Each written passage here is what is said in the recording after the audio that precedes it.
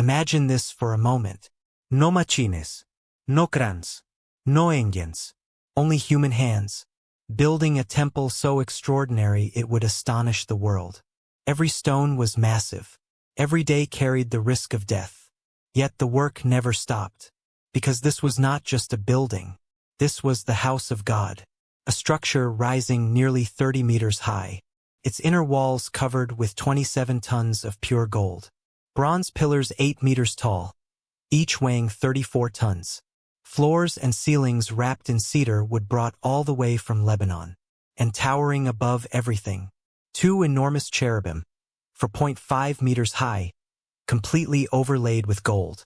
Solomon's temple was not an ordinary religious structure. It was the most expensive, most magnificent, and most technologically advanced building of its age. Construction took 7 full years. More gold was used here than in any other structure of the ancient world. And that leads us to the question that still confounds engineers today. The foundation stones weighed up to 400 tons each. No crans, no iron pulleys, no functioning wheeled transport. So how were stones this large cut, moved across kilometers, and placed with absolute precision? 3,000 years ago, modern engineers study this and admit it openly. They still don't have a complete answer, because this was not merely difficult work. It bordered on the impossible.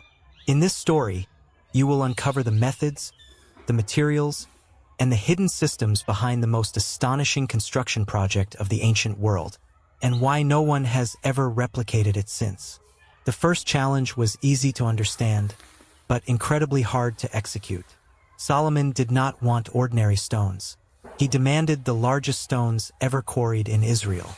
The Bible states clearly in 1 Kings 5 verse 17, "Great stones, costly stones."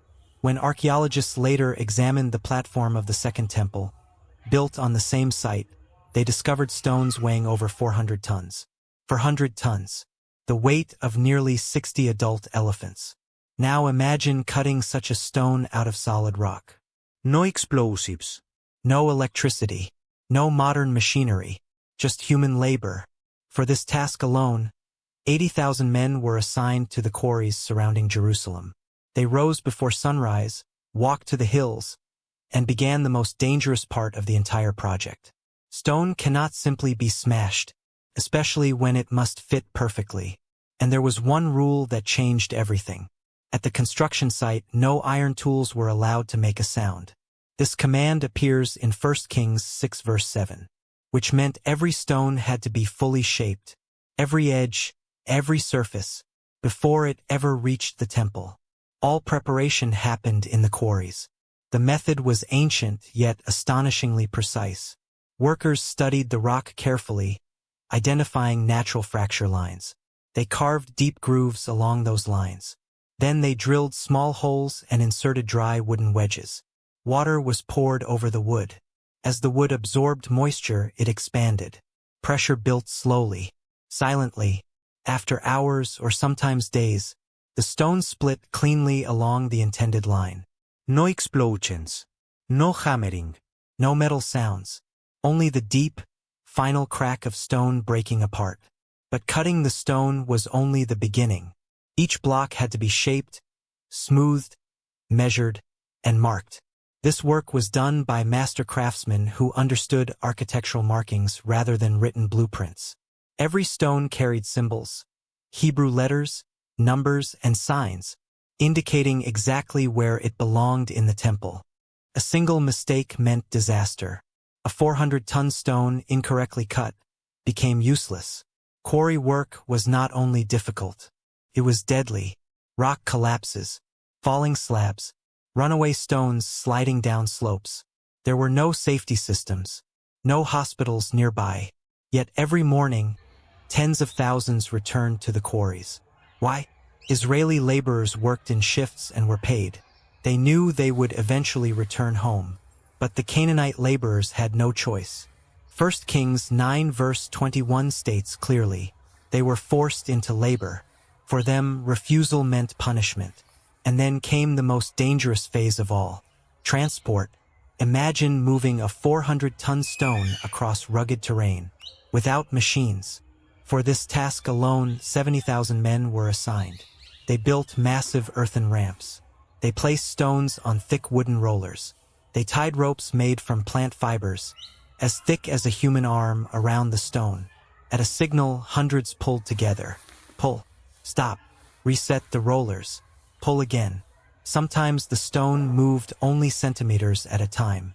To move a single stone 5 kilometers could take weeks. The men slept beside the stones, ate beside them, never left them unattended. And the danger was constant. Ropes frayed. Fibers snapped. When a rope broke, the full weight shifted instantly. Men were crushed, pulled under, killed without warning. There was no compensation. No delay. One man fell, another took his place. And yet, when the stone finally reached Jerusalem, still could not be altered. No hammering, no trimming. If it did not fit perfectly, it had to be moved back. And the process began again. This is why preparation was everything. Every measurement was exact. Every mark precise. The construction site itself was nearly silent. Wooden levers, ropes, careful movement. Each stone placed as if it were an act of worship. Why such strict silence? Because this was not a palace. This was sacred ground. God had commanded that his dwelling be built with reverence, not violence. Iron associated with war and bloodshed was forbidden. Each stone was placed in peace. But stone was only half the story. The cedar wood came from Lebanon, nearly 200 kilometers away. Solomon made a treaty with King Hiram of Tyre. In exchange for cedar, Israel delivered millions of liters of grain and oil every year. 10,000 Israeli workers rotated through Lebanon monthly, working alongside skilled Sidonian lumberjacks. The logs were floated by sea to Joppa, modern-day Tel Aviv, then hauled 60 kilometers uphill to Jerusalem. Each log weighed tons. Each journey took weeks. Illness was common, exhaustion constant. Still, the wood arrived. Then came the gold. 27 tons of pure gold covered the interior. The Holy of Holies alone, perfect cube, 9 meters in each direction, was entirely overlaid with solid gold plates. Gold was heated, hammered, flattened into thin sheets. Thousands upon thousands of plates. Furnaces burned day and night. And overseeing it all was a master craftsman, a man named Huram, from Tyre, a metalworking genius. Under his direction rose the bronze pillars, the massive basin supported by 12 oxen, and countless sacred furnishings. Finally, after 7 years and 255 days, the temple was complete, exactly on schedule. At the dedication, the Ark of the Covenant was brought into the Holy of Holies. Solomon prayed, and then a cloud filled the temple. Not mist, not smoke, the glory of the Lord, so powerful that the priests could not stand.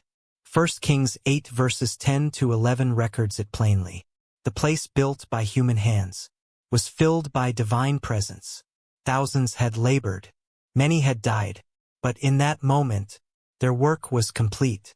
Solomon offered sacrifices, 22,000 cattle and 120,000 sheep. The greatest construction project of the ancient world was finished, and to this day, no one has ever built anything quite like it again.